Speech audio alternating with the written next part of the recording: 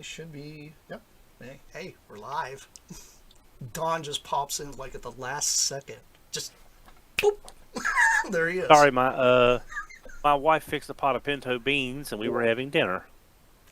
You know what? I had dinner before I sat down myself, so pretty. Yeah, nice full tummies.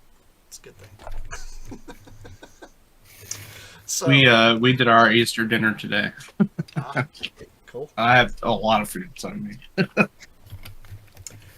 So this week here at Plasticast, we're going to talk about a little bit more of the Constructicon thing going on because Brett's actually been able to actually put his hands on the toys a little longer now to actually get settled in with what these things are like. And then we know Sideburn here's got kind of a really crazy, funky toy he's going to show us that he just got recently. And then we're going to go in and start talking about these upgrading our figures, what's better, what's worse, so on and so forth with that type of thing. So let's go ahead and, have Brett go ahead and ramble about his little green construction dudes. So my little green Martians. Hmm? Yes. So, I mean, I talked about them before as far as how they looked and everything, and I got to mess with them a little bit more. There's a lot of things I do like about them. There's a couple things that I don't. They really do look a lot like the G1s in robot mode. In vehicle mode, Bone Crusher, kinda. I'm sure there's reviews out there that show, even though it hasn't been, completely shown, how they transform into their limbs. But I'm kind of holding off on doing that until I get them all and do the big reveal myself. But the topic we were going to talk about is, with new stuff coming out like the Constructicons, do we need this? Do we need this if we just got, we had just gotten a new, Devastator not that long ago. Every time you turn around, third party, everyone, they're reinventing Devastator. Do we need that? And obviously, at least in my opinion, I would say that is a case-by-case basis. Simply because there's some things like, if you told me when Combiner Wars Devastator came out, you said you're going to do another, you're going to want another. I've been like, oh, I don't think so. I mean, this one's pretty daggone good. And then I see these and I'm like, I kind of like these. If these, when you put them together, the Combiner mode doesn't look that good. I think the Combiner Wars does. So these might be my individual bots, and stuff like that. If you were to ask me right now that they're going to come out with a better Predaking than Power of the Primes, I'd say you're crazy. I absolutely love it. But yeah, they do. They absolutely have the technology, and they could do it if they wanted to. They could replace any one of the figures we have now with something better. Is it worthwhile to replace? And I'm going to say sometimes. Hey, Megan, you're really. I've got disconnected. I was trying to find the volume on my side. Hmm? You're really low to me, so I'm not sure if it's my volume or if it's yours. It could be yours So because I hear him just fine. if you right click on his name in the side list, Don, there's a user volume. Yeah, it's maxed out. Might be able to, is it? Yeah. That's I weird. could. Okay. Just you just kind of. I was trying to find the volume and I got disconnected somehow. Is this any better? That's a little bit better, yeah. Thank you. I pulled the mic towards me, but it's where it was always Oh. at before. Well, that helps. I Thank mean, I would just leave it there, Brett. That probably worked just fine. I mean, Okay. you're not peaking or So anything, so you're fine. okay. So my point on this is that at what point, do they need to make something new? Do they need to take the same toy and make something new? And from what I can tell is that for me, I'm going to say sometimes yes and sometimes no, because there have been some that they've redone and I didn't care for, but then like I said with these new Constructicons, I'm looking at them and I'm like, I don't know how you could make Devastator look any better than Combiner's War Devastator, but these individual bots look so much better. So yeah, you can. And I was wondering what everyone else's thoughts was on that. Well, if you don't mind me going, Go ahead. this is something that has come up on a lot of different podcasts, a lot of different topics. I watch, just talking about a few people. We've talked about this on RFC. Bobby Skullface has brought this up as well in his Saturday discussions on his Patreon channel. When do you swap out the newness versus the old favorite? When do you swap it out? When do you do the upgrade? When do you get rid of Takara Ironhide and get Fans Toys Ironhide, as an example? And the thing is, there is no answer other than this in my head fits what the character should be better than what I've got. So you do the swap out, especially if you're someone that does dioramas, or if you're trying to get a cast looking the same. I've never done the purge. I have been collecting since I was 14. I will be 55 in June. I have a lot of stuff. And I should have swapped a lot of this out. I should have gotten rid of Generations Galvatron when Studio Series Galvatron came out. And I should have gotten rid of X when Y came out, because they are in nearly every way better than what I had. But those figures that I had then still fit that theme of that line from that time period. Even as bad of a toy as Universe Galvatron is, it still fits with the rest of my Universe stuff that I don't want to get rid of. Like, that Classics Mirage has been replaced with, in a lot of people's eyes, the Legacy, whatever you want to call it, Mirage. But that Classics Mirage still holds up so well. And I It's a don't really want cool to get rid of toy. it. Yeah. So, these Constructicons, am I getting rid of Combiner Wars Devastator? No. I think it looks great.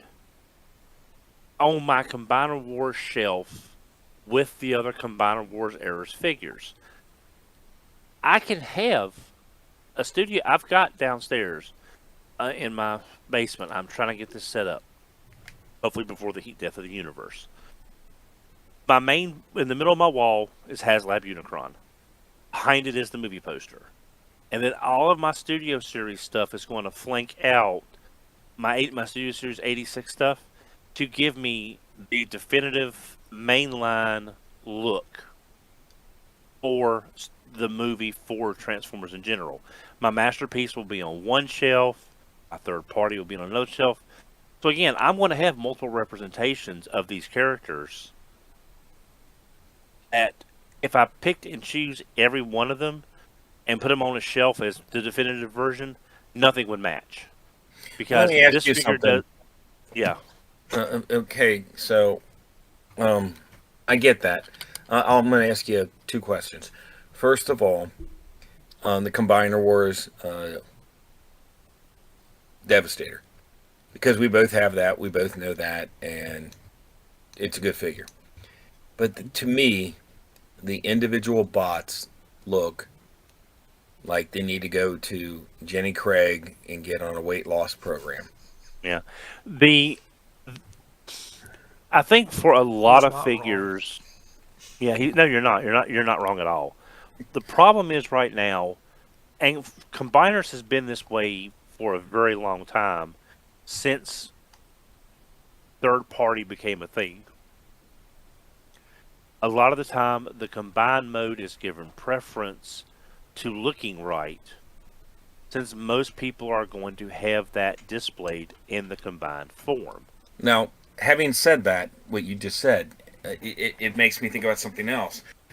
A lot of, like, even Combiner Wars, what it suffered from is the combining bits and how they want to integrate that into the robot.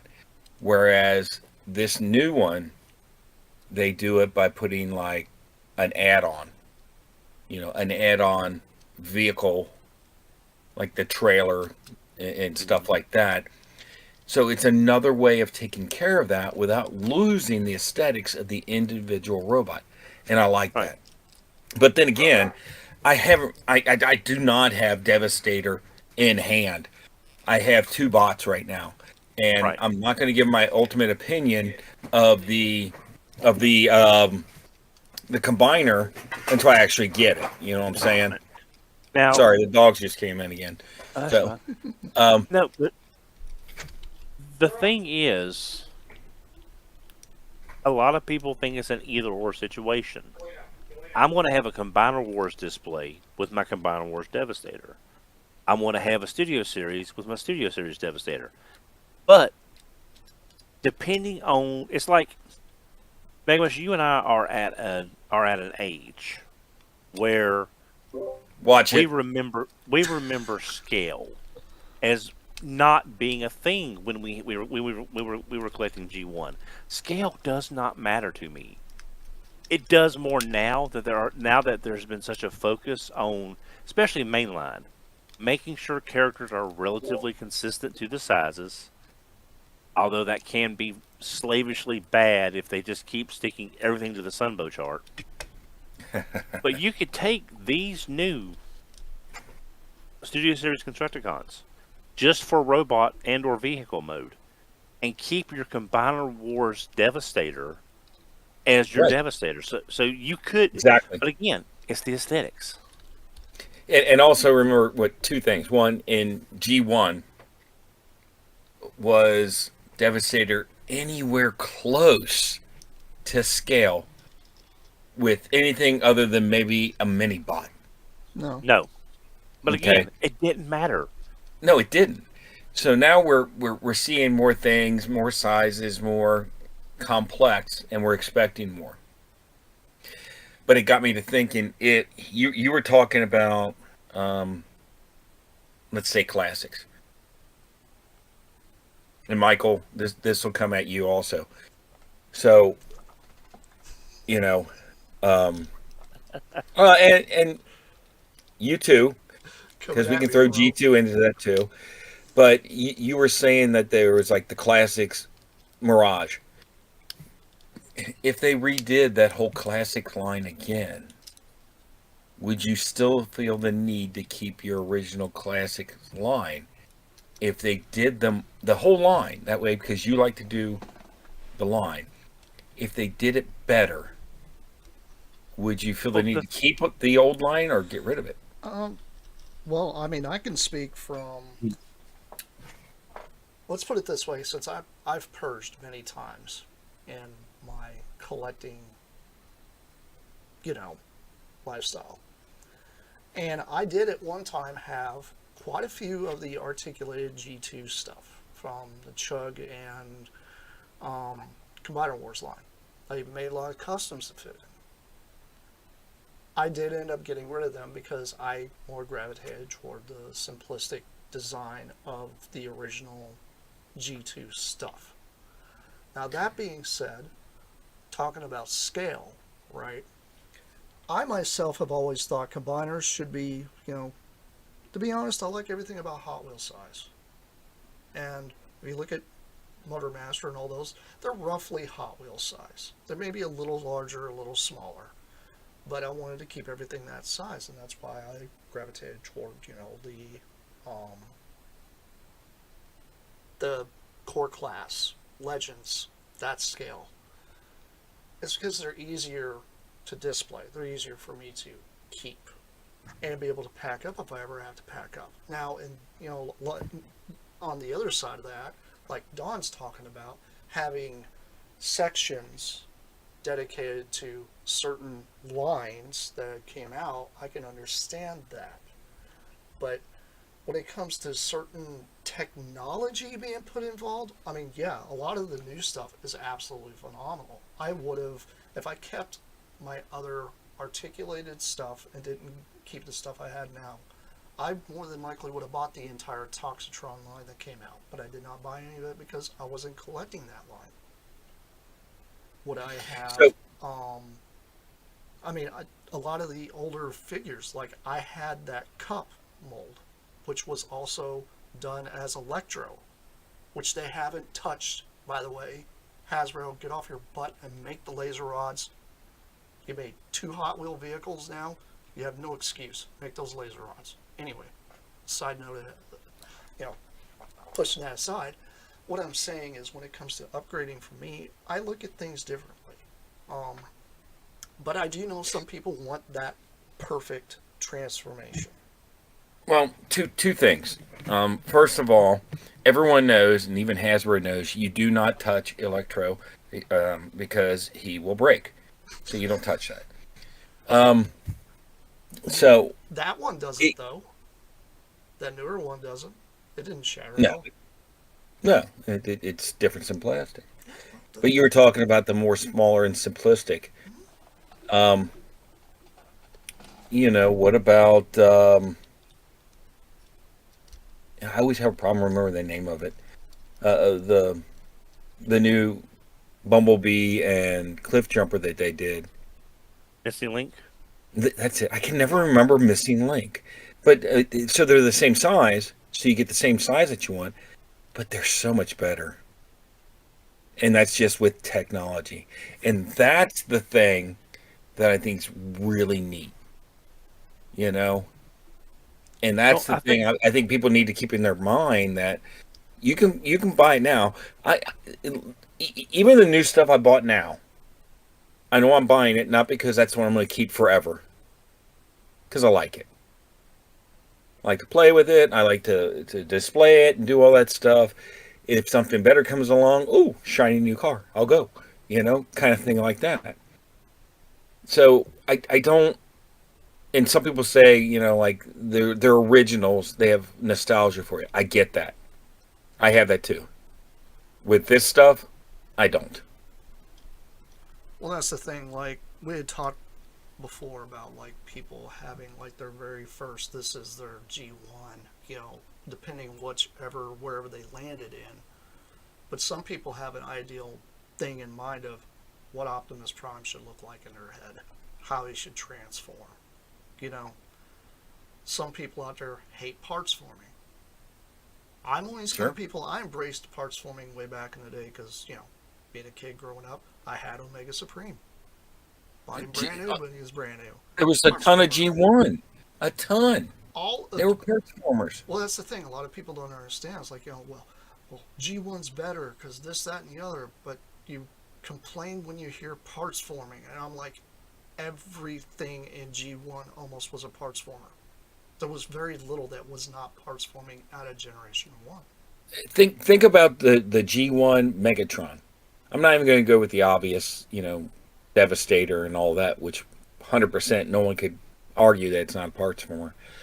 But even Megatron, if you put him in his full gun mode, you had to take things off to bring him into his robot mode.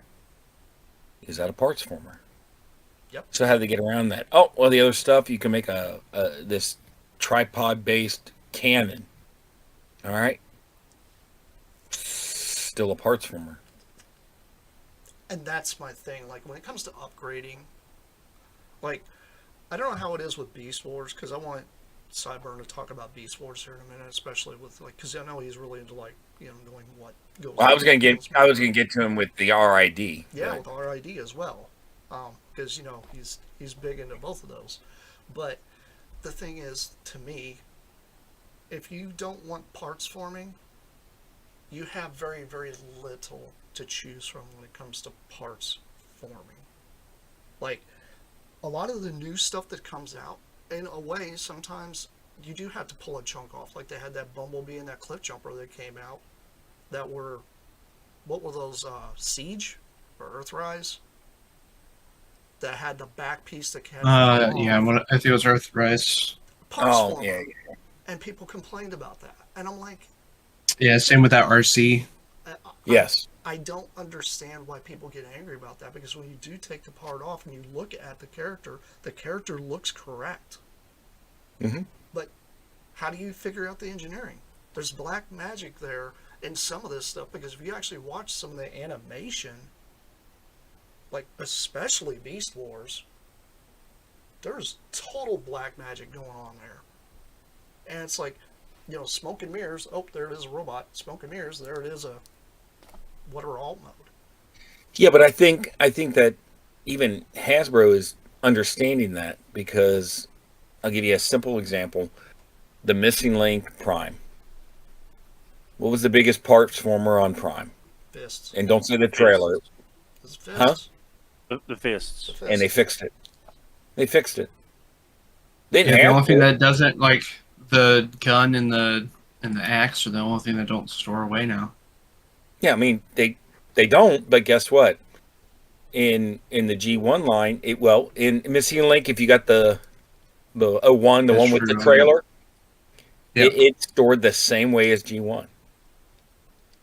And if you read the instructions, where do the fists go? Don't say the cab.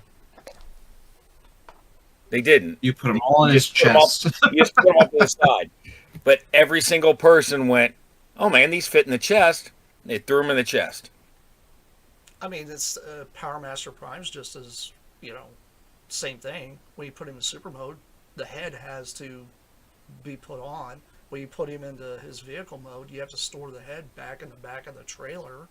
There's no other place to put it. It went between his legs. Did it? Yeah, in the trailer.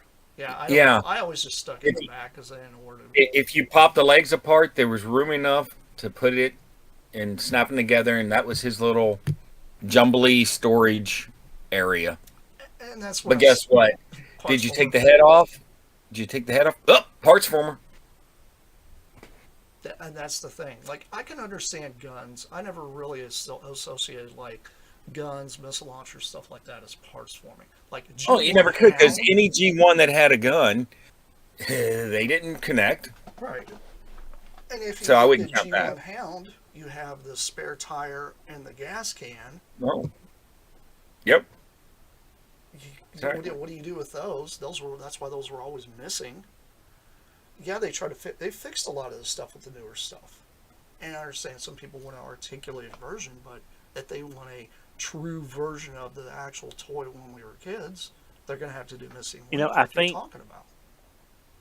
I think that's why you're seeing Blokies, you're seeing Yellow Park, you're seeing all these other companies that have come into existence in the past 2 years that are giving you the best looking robot mode possible because it doesn't transform.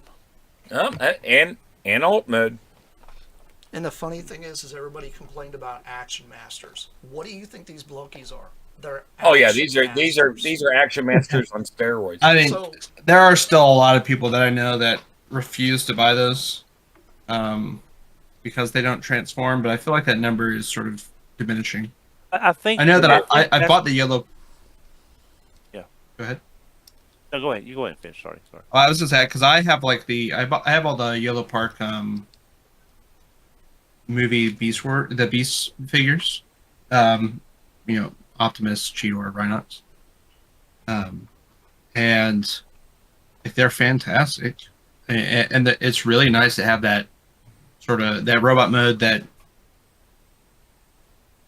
they could try. They tried their hardest with the Studio Series, but it got pretty close. But those pull off the robot mode so much better. But Sure. So about the RID stuff that Megamis was going to say, what were you going to ask him? Hey, so one of the newer figures that came out was Red Alert. Oh no, that was Armada. Then there was another one. All right, Armada. Yeah. the most recent one that came out was Sideburn, Sideburn. That's it. and It's not very good. Oh. It has issues. Yeah, but if you It's look at the rough. original with the wings and the panels and everything, that was one of the reasons why when they decided to do the OTFCC, the two sisters, that they used that mold, I was like, really? I get they're sleek, the Viper look and all that, but those molds were so just goofy. Well, it was I our first time absolutely love going them. back to vehicles from the Beast era. yeah, they have So- very the new robots, especially the new Autobots, and those three brothers in particular, you really feel the engineering that came out of Beast Wars Neo. Oh yeah, without a doubt. Yeah. I do remember them. They talking were about, like, they were cars engineered like Beast Wars Neo figures.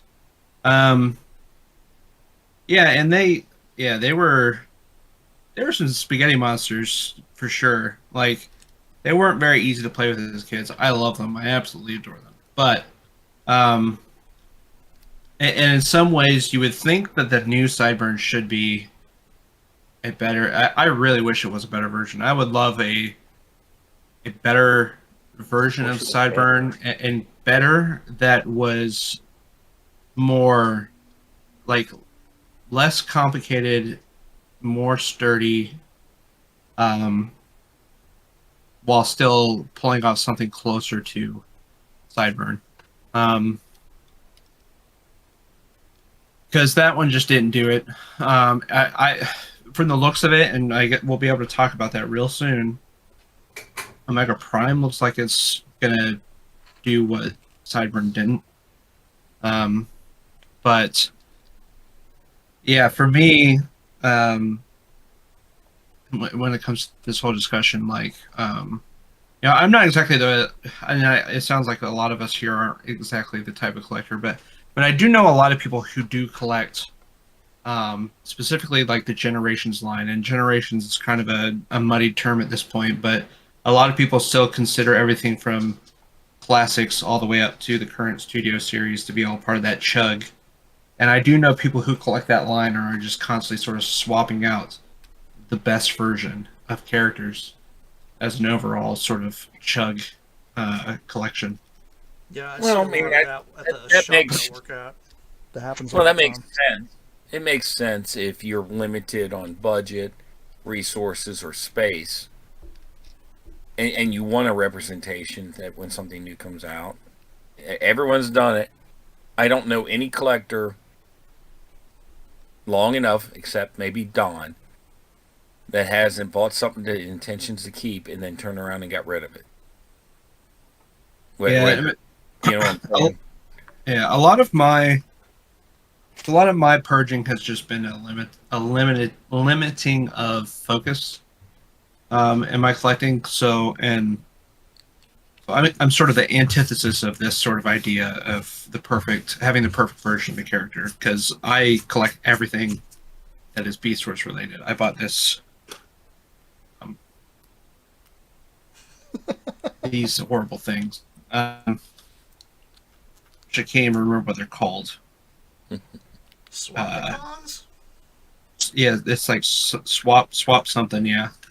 But the only reason I own these two for this one set is obviously because it's Cheetor and Tiger. So I have a very specific collecting niche in that I collect anything Beast Wars or Beast Wars adjacent. If it's a character that's a Maximal or a Predacon or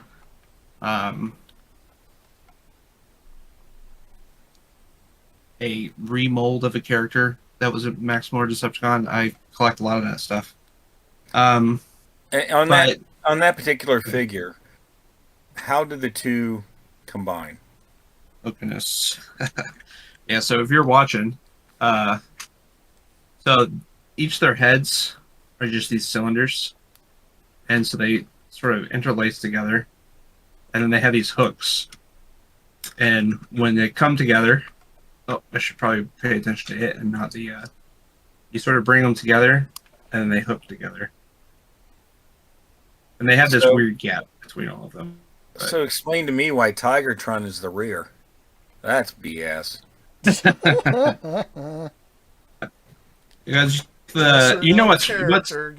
what's even more BS about Tigertron? Because if you look at Cheetor, he's got these paint app shoulder. They kind of really make it work for what it is. But poor old Tigertron's legs, his arms are just a solid hunk of. Well, I mean, Tigertron really didn't have a whole lot of paint apps as much as Cheetor did. Yeah, well, he could have had that green up on his shoulders. He was the elder. He should have been the head. Yeah. I think the only really good thing about these is like the little faces are, cute if you're into cute. The little body detail is nice, and then they're a good little fidget toy. You can sit there and sort of. But yeah. But yeah, so my collecting preferences are kind of the antithesis to this whole discussion because I'm definitely not ever looking to replace. I'm only looking to continually expand on anything that's Beast Wars. But I do know a lot of people who do the perfect version collection, especially when it comes to the Generations line, and they've been doing that this whole time. And I mean, part of the reason I did stop collecting Generations, years back, was because of the continually updating characters. Yeah, like and so because we're at the point where it's like the next Optimus, will it pop Studio Series 86 Optimus, right? Well, we talked about this on RFC. We thought Earthrise. Well, we said we were a little mad. We got Earthrise Optimus so soon after Seed, and then we said, okay, we are good on primes. We do not need another Optimus anytime soon. And then, 4 years later, give or take, maybe longer, we get 86 Optimus. That is an incredible figure. Mm-hmm. I think we're good on G1 Optimus Primes. I really and honestly think that's why I have absolutely zero interest in the new Masterpiece one. It's a interesting aesthetic. That one boggles my mind. It doesn't really fit. In my head, if I had a shelf for it, it'd be on Alternity and a shelf with my Alternity figures. I'm really trying to figure out what the heck that thing is supposed to be. Is it? Yeah, it's like taking all. Yeah, just a bunch of different ideas. I wish they had done my idea. Made an Action Master it looks like Action Master Optimus Prime in robot mode. So you have a Masterpiece Action Master Optimus Prime, but if you wanted to transform it, it turned into his Action Master Cab. That way you sort of, it's like dividing by zero because you have a transforming Action Master. But apparently Takar didn't get the memo from me or something. But I think a lot of this that we're talking about goes back to our earlier discussion.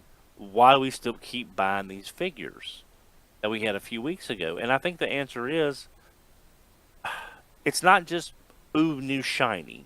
There is that. We all have to admit, ooh, new shiny carries a lot of weight in the collector's world. But also, we love seeing the same thing done differently.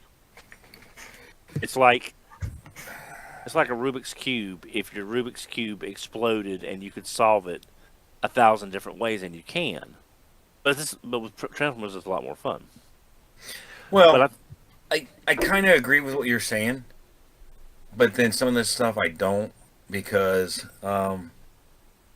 it's like I can't remember, but the second Masterpiece Prime they did, not the super tall one, but the next the one that was like no, it's like what is it, 43 or 20? It's something three. you're talking about. 44. Well, 44 is MP3, right, or MP 3.0. Well, in any case, that's the Prime that I use. Yeah. And when the new ones come out, like the animated color, I'm okay, good. I'll keep with what I got. And then they came up with another and another, and I'm like, it's all right, it's all right.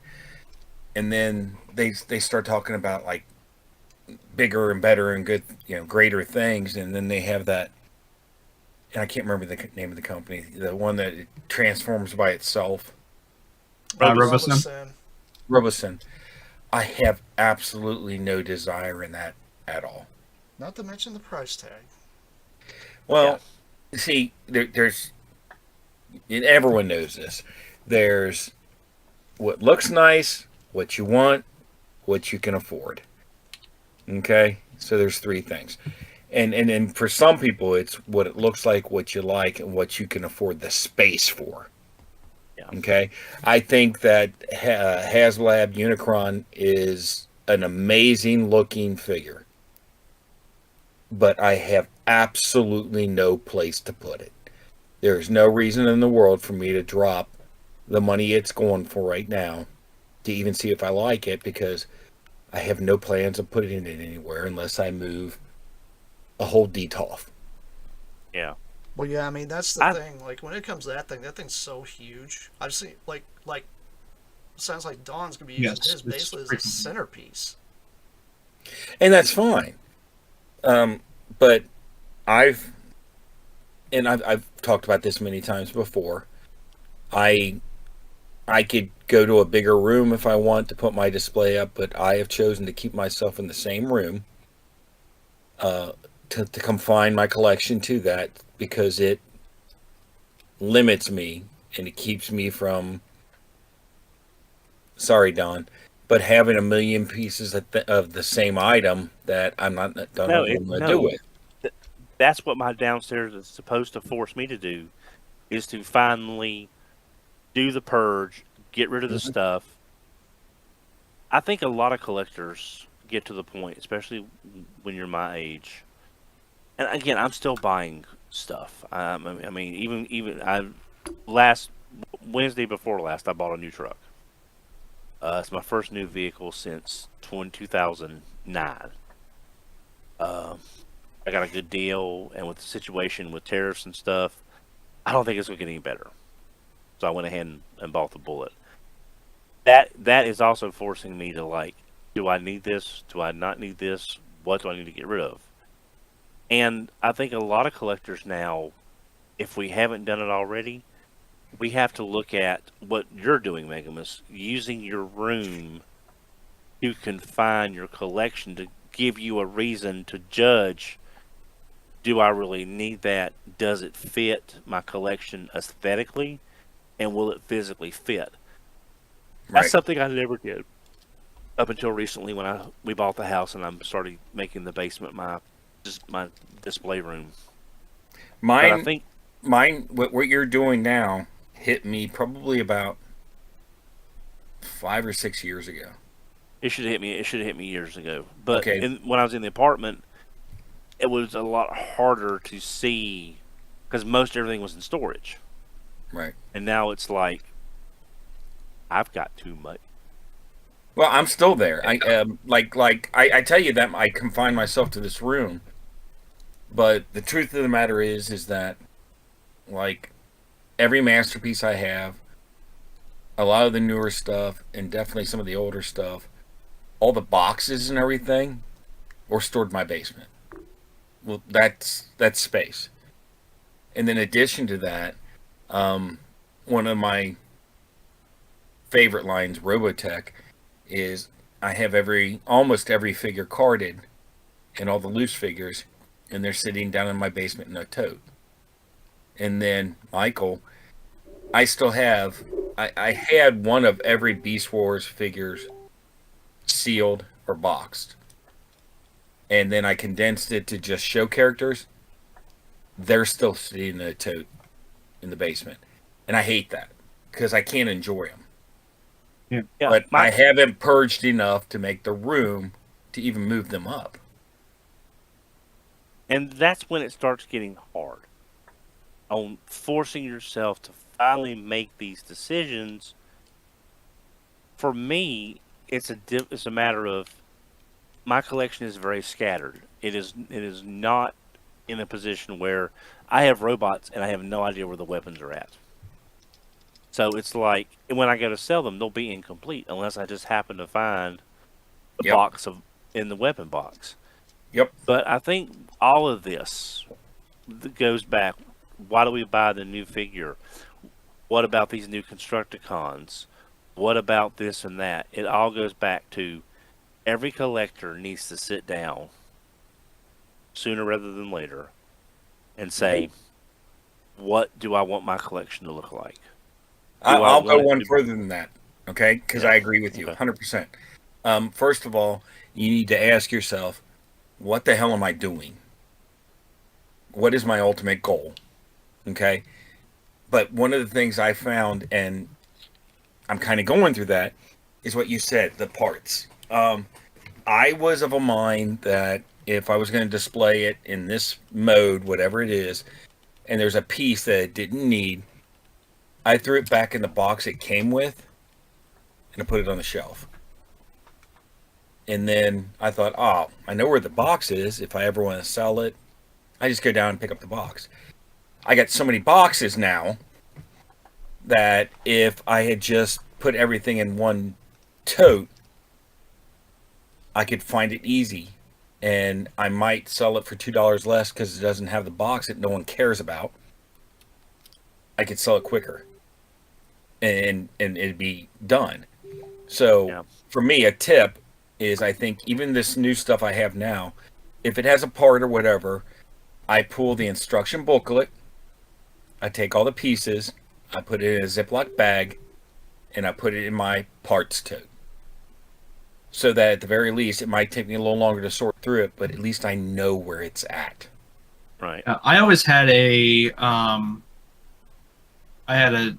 tote with a bunch of gallon-sized plastic bags that I would stick instructions and unused weapons and missiles. Correct. By series into the gallon-sized bags. Yeah. And yeah, I became, and this was going to make a lot of people cringe, about 2 years into the pandemic, when you're just buying so much stuff because there was nothing better to do. That's what you did. I became a box murderer. I did too. I destroyed all my boxes because I was like, "This is getting out of hand." I had an entire closet jam packed full of boxes, and I was like, "I got to get rid of these. These got to go away." I'm about to start invading my collection room with boxes. So I have a closet in the other room with all the newer, like this Bone Crusher that I just got and everything else. The boxes are sitting behind me. And my intent is, I'll just keep the boxes. And then I go into that room and I go, you know what? I'm just going to take I'm going to gut them and just get rid of the boxes. Because ultimately, why are you keeping them? Are you looking at them? No. Is the artwork that great? In my opinion, not really. It's kind of generic. So why are you keeping it? Oh, resale. How many times, and you guys don't sell as much as I do, that you work to save this box? You got the toy. You got all the pieces together. You show it. You put it up there. Someone buys it, and they go, "Oh, hey, I want to save on shipping. Can you ship it without the box?" Yeah, I've then asked like, people to do that. Why Like, did I do this? Yeah. Why? I've had people pick stuff up for me and say, "Hey, you just take it out of the box and ship me the figures because it'll save me money on shipping." Yeah. When the first 3-pack came out, it was a 3 or 4-pack. Not Squeeze Play, the one that came Fangry. Yeah. And a guy bought it for me, and I knew what I was going to do. I said, dude, just do me a favor. I said, just take it out of the box, make sure it's got everything it needs, cut them up, stack them up, and ship it to me. So basically, everything cardboard I threw away. Yeah. So I think that's one thing that for me it's gotten easier to do, except for the Brave stuff. Most of my stuff and Plasticon and Mega, well, y'all will know this. It's mostly the Sonicon stuff, which Yeah. is basically cardboard artwork that we will never see again. yeah, but that's Because- different. Yeah. Do you think the same type of artwork is on the stuff we get now? No.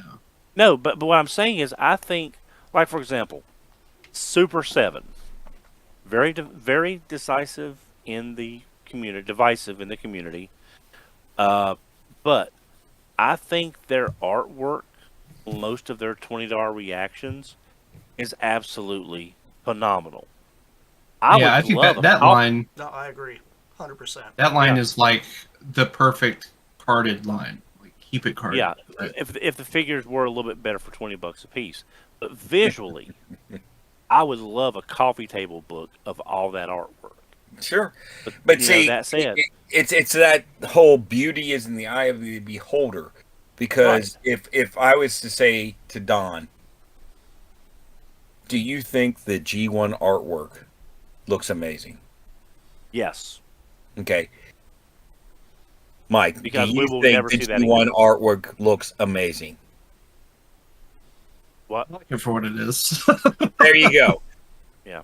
So for Oh, Don, you and I, we would be like, that would be sacrilege to take those out of the boxes and to destroy those boxes.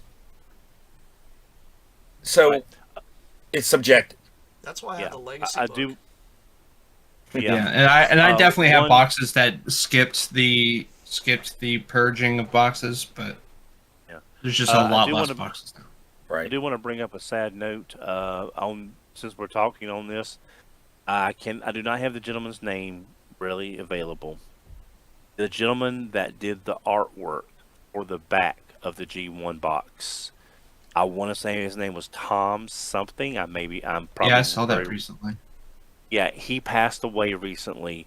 So the gentleman that did that back of the box artwork for that first 84 for a while did recently pass away. So if you have any love of the I can't G1, pronounce his last name. It Yeah, was it's- David David. Schleinkoffer? Schleinkoffer? that sounds Schleinkoffer? right. Yeah, David Schleinkoffer. Yeah. So I just wanted to bring up that he did recently pass away, and that if you have a love for the G1 artwork, especially the back of the boxes, I think we mentioned this only in RFC. That's probably the most used licensed image It's iconic. across the entire franchise. It was on everything. And you know what the funny part I have is? 4 collector's cases that has that artwork. Yeah, here's the thing. If you look at the artwork, I mean, it's amazing, but it's probably some of the worst representations of those characters. But the I've ever seen. nostalgia of what it represented. But I didn't want to get off on another tangent because No, I'm just saying, I remember that box, and I remember looking at Prowl, and Prowl's one of my favorite characters, and I'm like, man, they didn't do him justice. But did it look like the toy? Oh, yeah. It sure did. yeah. But back on what our topic, I think now more than ever, what I was saying earlier, everyone needs to stop and look at their collection and figure out, like what y'all said, what are you going for? Do you want the best masterpiece representation? Do you want the best mainline? Do you want the best Legends series? Because I just found out today Dr. Wu is making a Legends broadside. Yep. I put in a pre-order, put down on my dollar deposit at Show Z because it looks phenomenal in the I little think it's going to be pocket taller lit. than their Metroplex that they had too. It looks like it's going to be bigger than him. Yeah. So, but again, I think all this. Why do we buy? Why do we keep buying the same multiples? What about these? Like I said earlier, we need all to stop and say, I have this shelf space, taking into account what Megan was saying. Mhm. If I can't go past this, if I walk past this every day, what do I want this to look like that I feel like I've accomplished my goal? And that's another thing. Set your goal. Find out what you want to collect. You want to do just 84, 85, 86. Do you want to do up through Rebirth? Do you want to do Japanese G1? Do you want Euro G1 / G2, whatever the case may be? It's difficult. Trust me, it's very difficult to say. The easy answer, I want it all. But I'm going to bring this up as a thing. About 12, 13 years ago on RSC, we lost our very, very good friend, JD Church. JD was an absolutely larger than life personality. If you listen to him on some of the earlier RFCs, Fanboy Versus, which was the comic book podcast, the man was just full of energy, full of vigor, full of fun. He sent most of his collection to me and Brian. His widow sent most of his collection to me and Brian Kilby to do the best we could with it, since it wasn't something that she was really familiar with. Having gone through that made me realize that I don't want to put my wife through that. And I've got a whole basement downstairs, and I have half a storage building. So I am trying to reach a point where it's I don't want to get rid of this. I hunted too hard for it. I made great deals to get it. I love it for what it represents in that time of my life versus I ain't got the room. And if something happens to me, Christy is not going to be able to take care of it. I know this is sort of a downward turn. I apologize. No, No, but it's reality. But for older collectors, I'll be 55 in June. This is something we need to think about. Don, if you And remember, I think it all wraps into this. sure it does. Because Christy, this is not our forever home. This is a home that we needed right before we got married, because we needed more room than my 2-bedroom apartment where I live with Massey. And this is not our forever home. Our forever home will have a water, a lakefront, a beachfront. We don't know yet, but that's what our ultimate.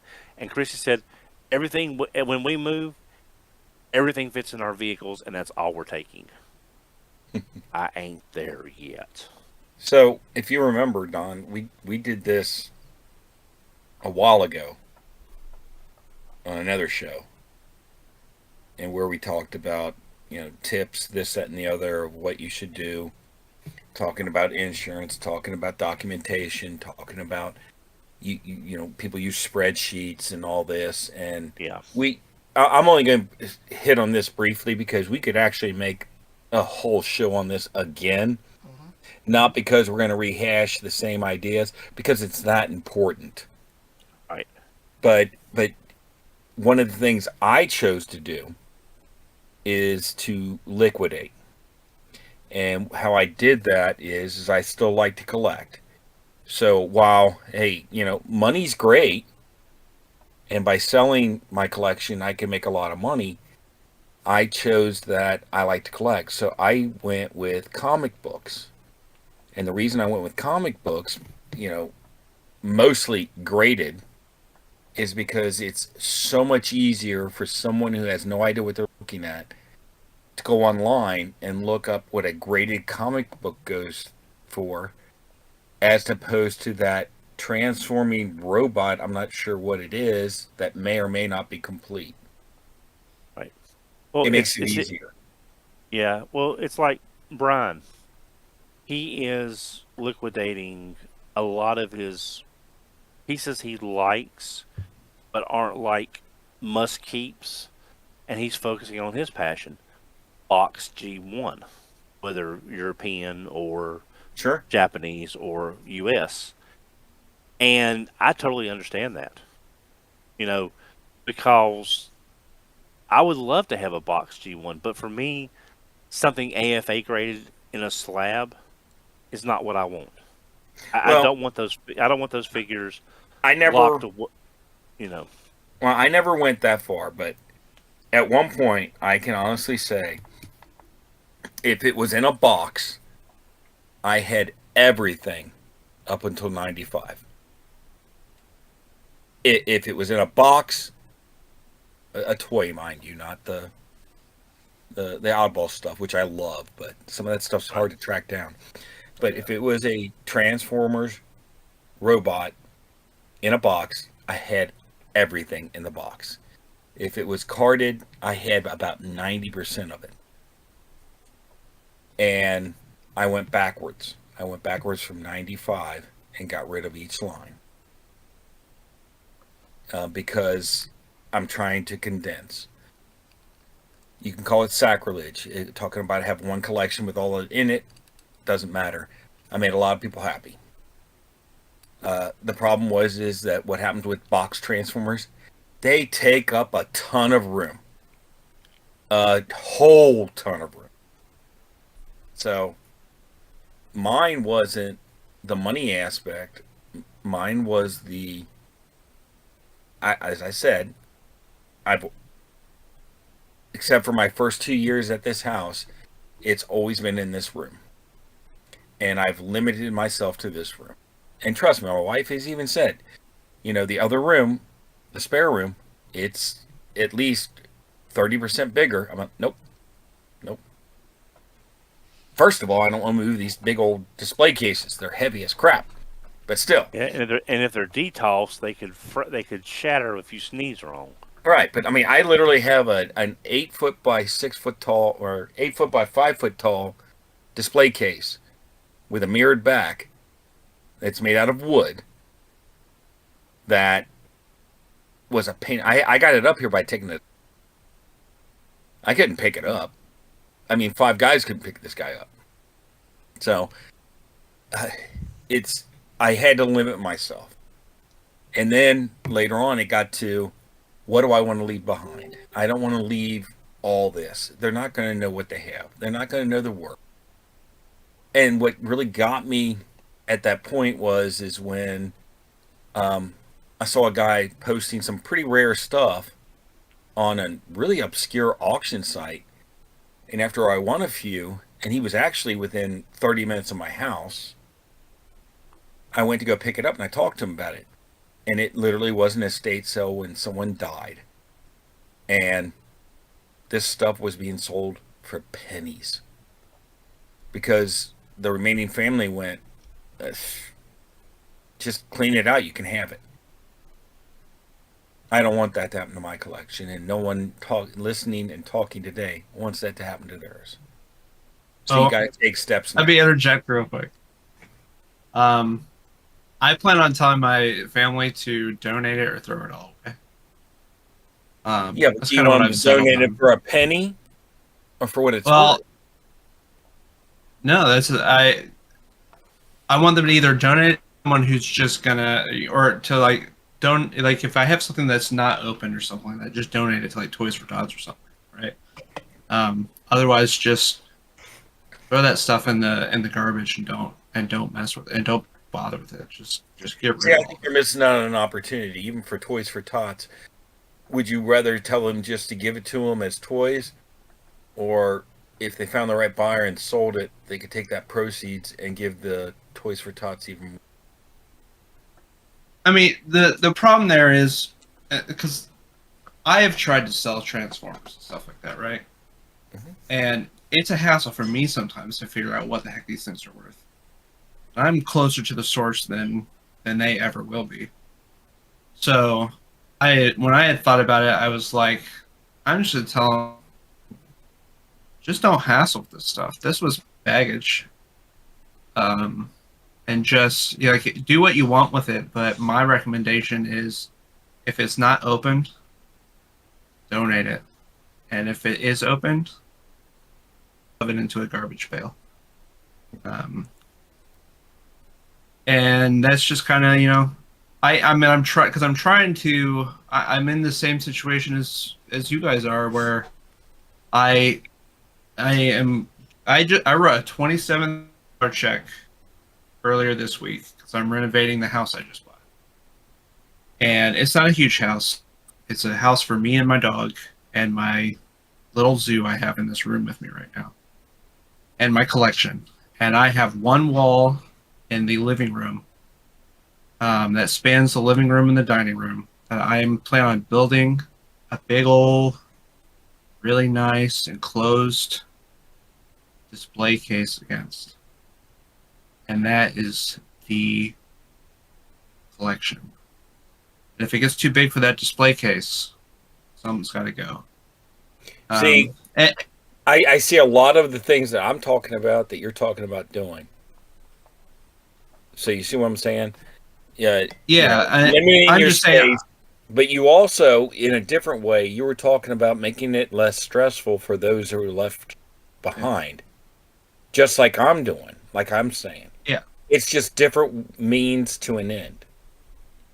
Yeah, I was just interjecting with. I think I have decided personally that the worth, what my collection is worth to me, ceases to exist. Right. At some point, when I cease to exist, it ceases to exist, and I don't really want them to be burdened by that problem that I've created.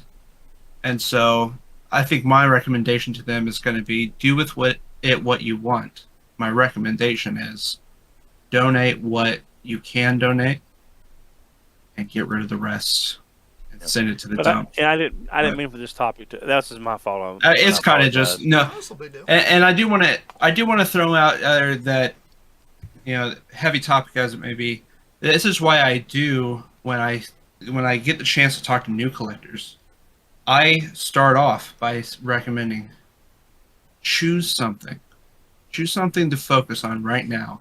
Don't choose all of it. We all go through that. We all went through that as a beginning collector at some point. Sure. I'm going to collect everything that comes out under the The sun. Pokemon syndrome. Yeah, so I encourage every time I get to talk to new collectors, choose something, and stick with that right now. And then if that is something that you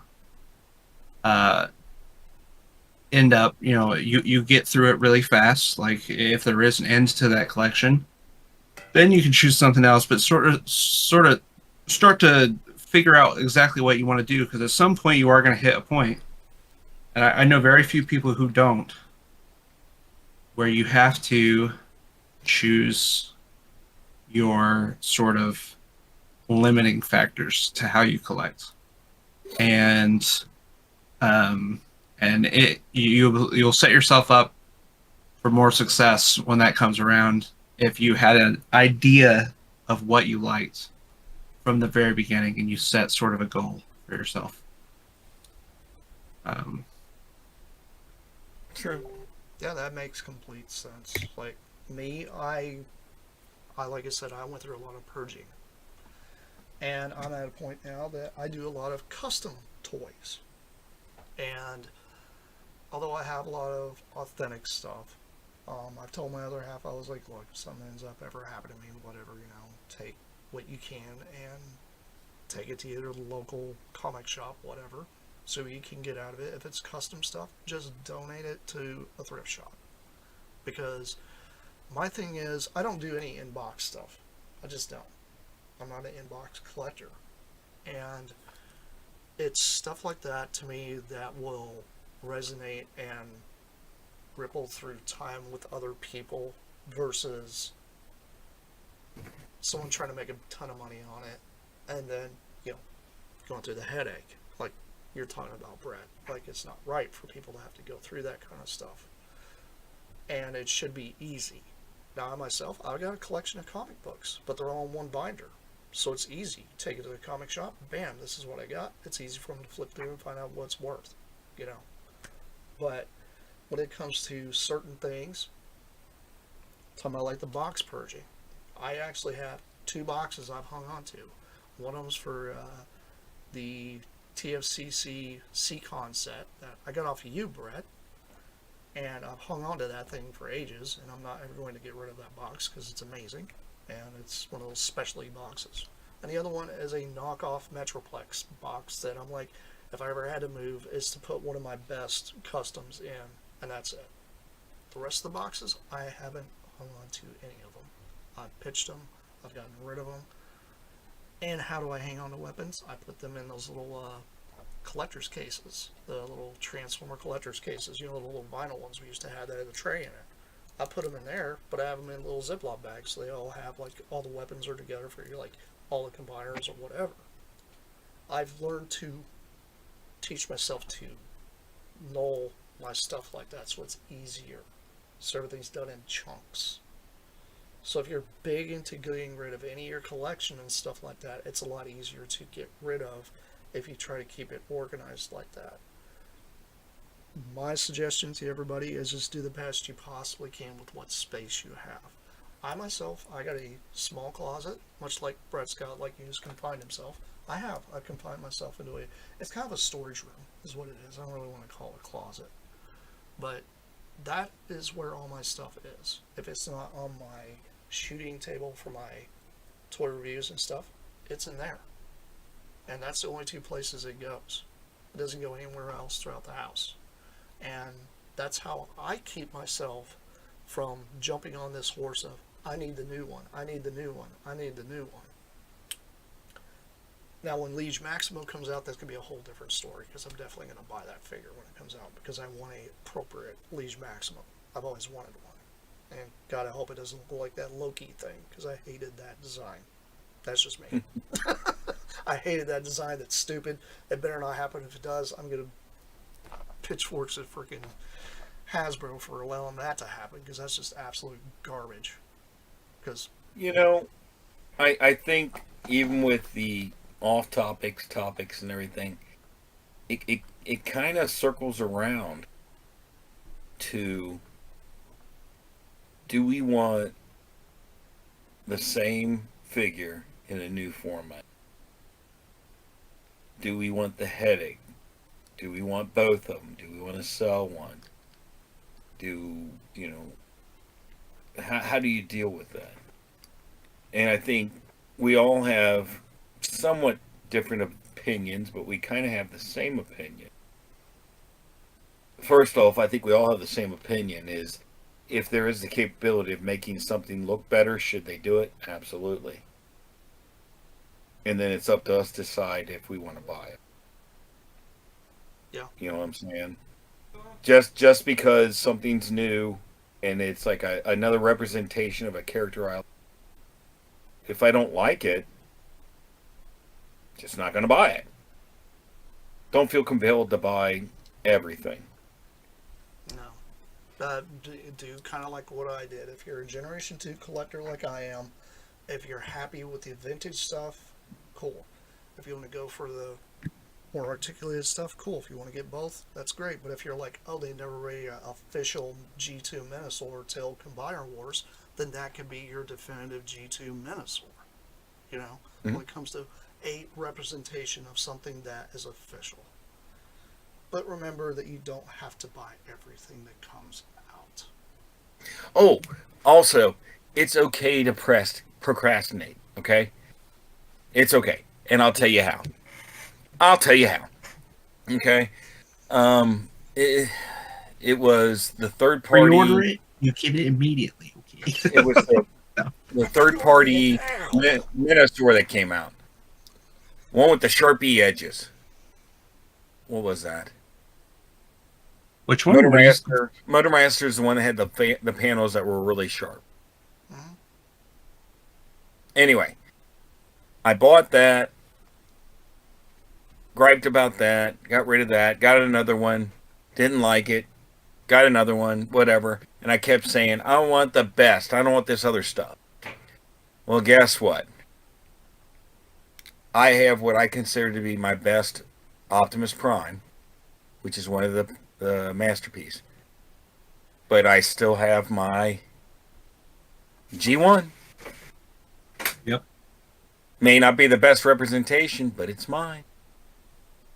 Well, that's the thing. It always boils down to what you really like. Sure. Don't let somebody else pressure you into saying, oh, well, they're coming out with all missing link. I should get rid of all my official G1 stuff because the missing link stuff's better. So here it is. This is me hitting you. You gotta like J1. You have to like it. You have to. No, No, you like what you want. exactly. What I'm hearing you say is that I have to throw away my missing link because that 40th anniversary Optimus Prime is releasing. What? Yep. That missing link is amazing. Sorry, I'm joking. I'm joking. love that thing. But you saw the I think re-releasing that's so G1 cool. Prime for the 40th anniversary, right? And I was surprised when I looked at it. And I was like, "This is just the normal one, but you have missing link now." But they're just like, what else? What other garbage can we throw out that these idiots are gonna buy? Let's see. It's Maybe know what? this time I it won't actually be see- pink. I see spaghetti into the wall. I see Hasbro as a little fisherman throwing it out there, pulling and go, yep, that one bit. All right. But I have the 25th anniversary Optimus that was pink, with the belt buckle. Yeah, well. And then some people had the MPO1 that didn't have the battle damage, and then they had the one that was battle damaged, and then later on they did The the dead cartoon version. colors one. Oh, did anyone else jump on that music label Soundwave? No. No, but I Oh, man. This thing plays music. I gotta get it. The MP3 player one. I'll be honest Yes. with you. I myself, because I've been looking back at some of this stuff, and I'm like, I kind of want to get some of the music label stuff because I want to get that horrible Triptychon mouse because I think it's great. Because it's so I can stupid. tell you right now, it's a lot cheaper now than it was when I bought it. I need to get the I wanna get the dumb Dinobot earbuds. version, and And I do. Yeah. You probably want the I didn't little do- tablet that thing, I too. can set my iPod in. I mean, come on, I still have. those my were so iPod. expensive. Because eventually, I mean, those would be on the list of Beast Wars things, the Dinobot, and what they had, like the Tigatron earbuds or something like that. I can't remember what it was. Yeah. It was Yeah. a thumb, Yeah. That was a thumb drive. Oh, it was thumb drives. Basically, all it was a Ravage repaint, but, whatever. But they did Yeah. it as Tigertron and Cheetor, I think. Yeah. You know Yeah. why? Because I'll never stick those- will buy it. I'll never stick those in the computer because someone definitely has put viruses on it. You don't want to. I have so many comments that are not right for this channel with what you just said. The best thing to do would be to, I would applaud the person if I bought a thumb drive Cheetor, stuck it in my computer, and then it was like a zip bomb that just bricked my computer. It's funny you should say that because when I bought a collection, there was. Do you remember when they did the little USB drives, and Yeah. it was a little Optimus Prime where you popped his head off and Mhm. stuck him in, and I was like, "I'm new. I don't know that much. Hey, I'm just gonna see what it does."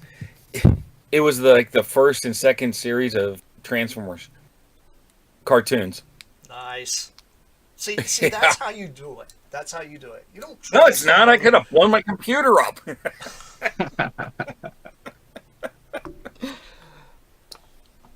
It was was a a gamble. on topic that was in it. Just Could've been saying. something else. I was So- like, "Give me this." Okay, I'll put it in there. Let me spin the topic in one like direction that maybe is a positive to some people, and the topic that we went off on. There is a way. Do you think there is a way that people who do like collect for the perfect character, are kind of avoiding some of the problems that we have with expansion because they're always sort of swapping out. So I do know people who the new Optimus came out as the 86 Optimus, and they sold their Earthrise Optimus, right? So you're asking if we have advice. Well, to I'm saying not be is upset with what you buy now. If something better comes along, yeah. no. Or I mean, just like there just isn't unless Yeah. unless you have that crystal ball and you can predict what exactly is going to happen. The only thing you could say now is that what satisfies my need and my want at the current moment, and what am I okay with? Let's face it. What am I okay with losing? Yeah, or and maybe I'm just saying, you know, maybe we can learn from these strangers that are always swapping out characters. You know, not us. Oh, Learn learn from them that you know, maybe just be ready to always, you know, always get rid of something to make space. I have something I could say about it, but I want to hear everyone else first. Don. I don't know. It's It's a tough topic, but I mean, yeah, it is. It is. It's. I think you're going to have to look at it from a standpoint of does it do what it does it do more to get your collection closer to what your mental image is, or do you think if what you've got versus it there's not enough difference, and wait until the next thing comes out and judge the differences between what you have and that? Because let's say you bought Siege Optimus and you think Siege Optimus is a great representation, and then a year and a half later we get Earthrise. Do you see Siege Optimus is so far away from Earthrise with what you want that yeah you'll trade it out? But then a couple years later we get 86 Optimus. So again, we don't have a crystal ball. We don't know, and because crystal ball hasn't shipped from classified yet. giggity. But it's a hard call to say I can wait for the next thing because it may be better. And if you do wait for the next thing, let's say for some reason 86 Optimus did not do what you wanted to do, but you've decided Earthrise is a better choice for what you want. 86 Optimus existing might mean Earthrise Optimus is now cheaper Yep. than when Earthrise came out and you had Siege.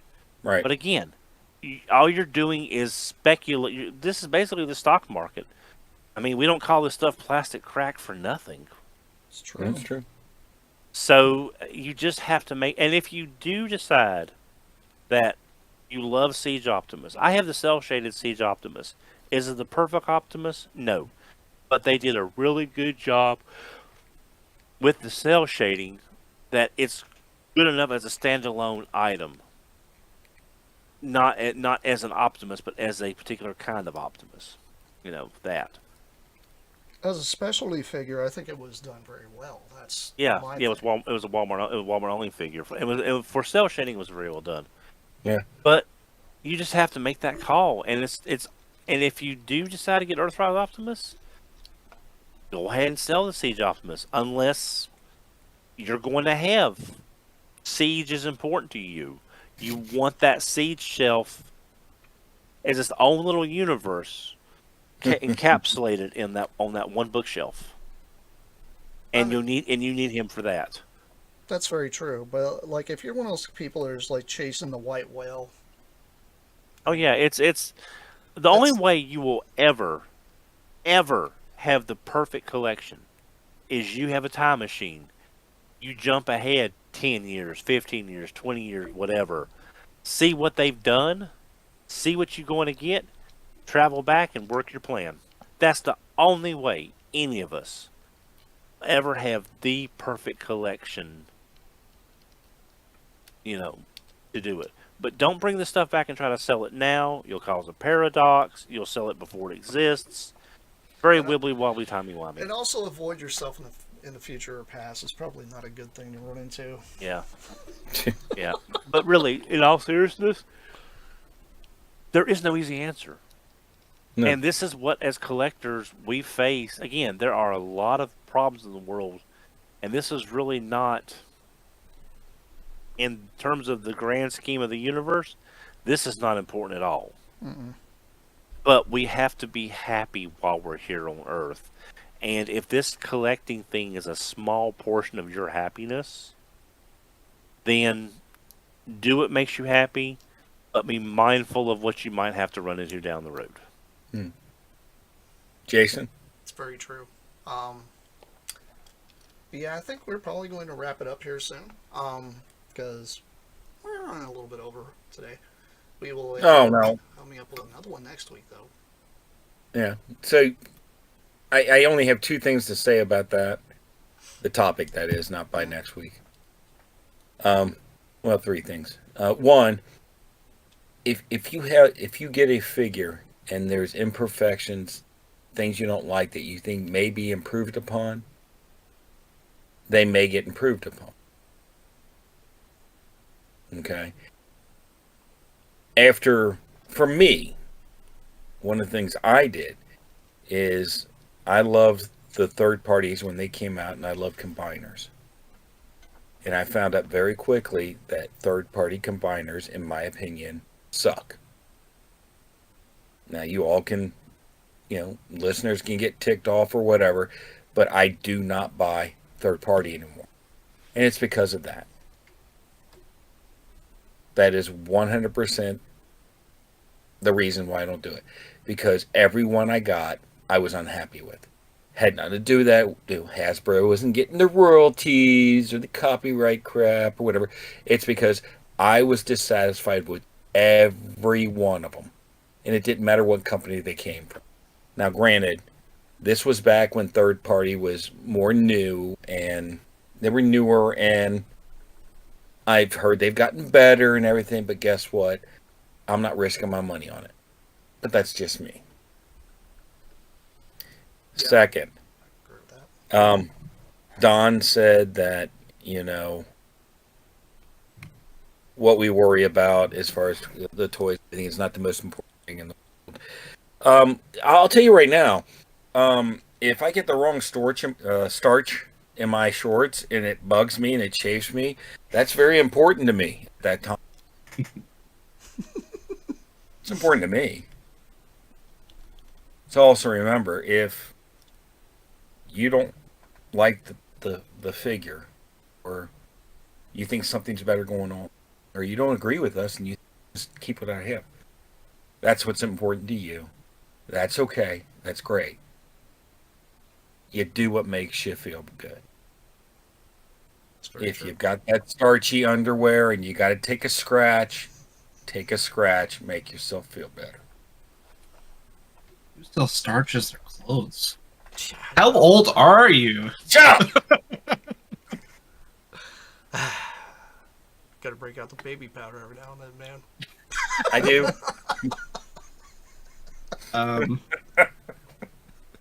You have a third point? You had 3 points. Oh yeah, don't use starch. No. Don't use starch. I'm not supposed to start your shorts, man.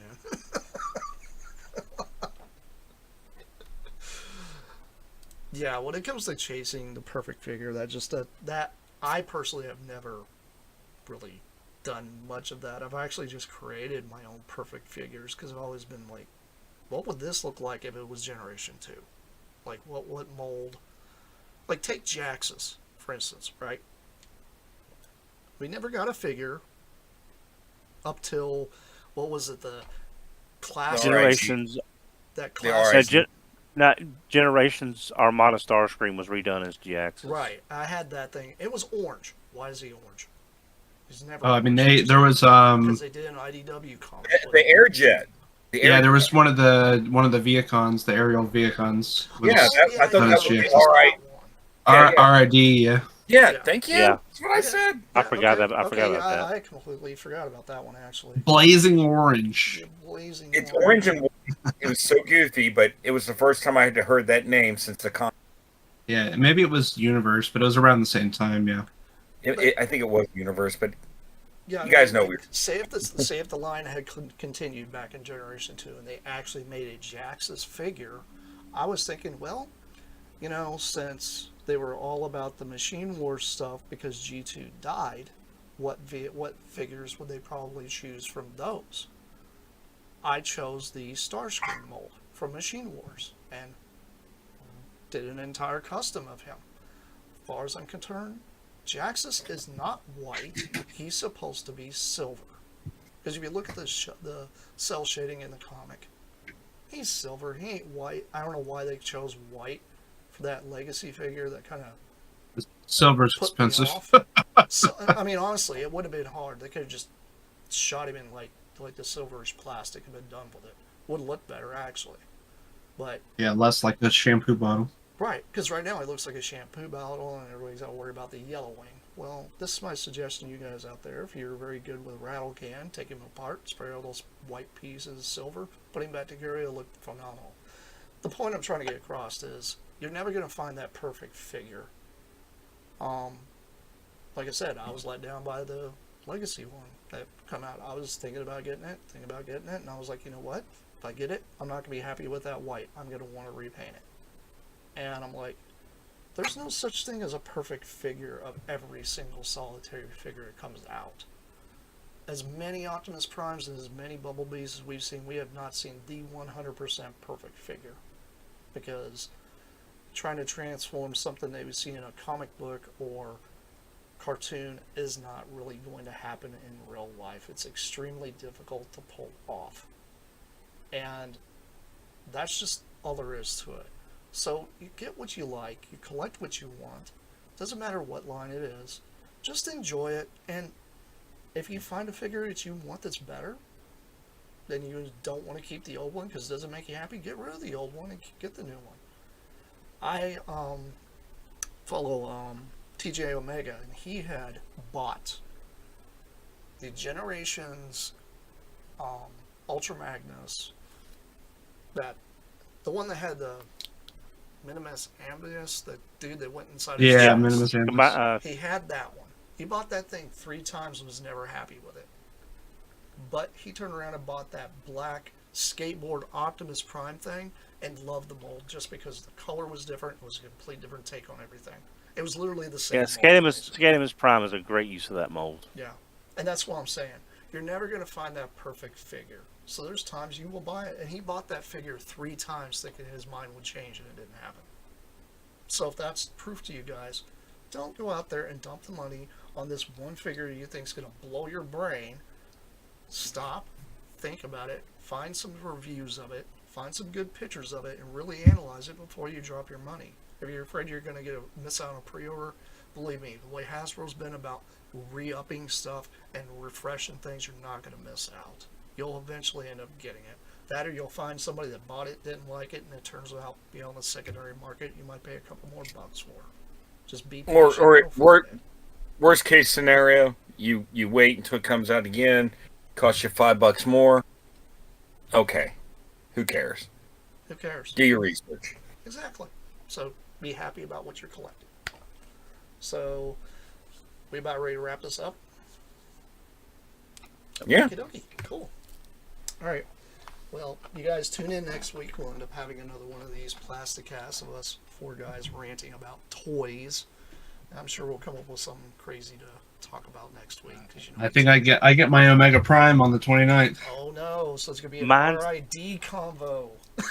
Well, mine still have not shipped. I got 3 of them. You haven't gotten your shipping notice yet? No. Megamus, you didn't get one, did you? No, but I just have to say something. Okay. I have to say something. Uh-oh. As a former employee, Don, I love the service merchandise shirt. Yes. That is awesome. Actually, this was a gift from Diecast for me for I love it. a reason. And for those of you just who don't know what service merchandise was, in the 70s, 80s, and early 90s, there was a form of shopping called catalog shopping. You'd walk, it was service merchandise, Best, Brindles, that was the best known ones. There were others out there. And you wouldn't buy the products off the floor. Furniture was opened and displayed. TVs were there. And for the most part, they had a sign, information, and they had a number. You would have a little clipboard and a pencil. Yep. You would write down the number that you wanted, how many you wanted. You would give the slip to the cashier, and there was a long conveyor belt Yep. that ran to the back of the store. Now, in the early days, they would just send the slip of paper to the back manually. Later on, it was computerized, and these people would pull it out of the back room, put on the conveyor belt, conveyor it out to you. Like if it was a bookcase, it'd be in the box, and then you just walked out with it. So you could see it in its environment, but you didn't buy one of 30 bookcases on the shelf. You bought the one they sent out to you, and that's the way it worked. That's where the term showcase floor came from. It was Yeah. it was kind of like an early version of Best Buy. Kinda, So kinda. I worked there, and believe it or not, I sold cameras. I did too. Not Ask at me Best what I Buy, know but- about cameras. Nothing. Yeah, But I could tell you, and we got it when I was there. They had just gotten these new. It was electronic, had little buttons, everything. It was about the size of an iPad. Okay, but the screen was about the size of your standard calculator. And you'd be like, "Oh, is that what you want?" Yeah, we have that in stock. How many you want? All right, let me get that for you. And then after like 20 minutes later, it would print out this receipt. And you'd give it to them, and then they'd go over by the front door because the slide was by the front door because that made sense. And you stood there and wait for your package to slide down the ramp so a guy could go, "Yeah, this is yours," and you grab it and leave. And that was the mail order catalog in a store at its finest. Service merchandise. Yeah. it was. Ask your parents if they're old enough about watching Wheel of Fortune and putting everything on a service merchandise gift card. That will probably really jog their memories. And also date what we're talking about. That's what I'm saying. I'm just saying. Good night, everybody. I vaguely remember that, but okay. With that being said, you guys tune in next week. We'll end up having another one of these crazy podcasts. I'm going to everybody say bye, and then we're going to sign off. Bye. Peace. See you, everybody. Good night, y'all.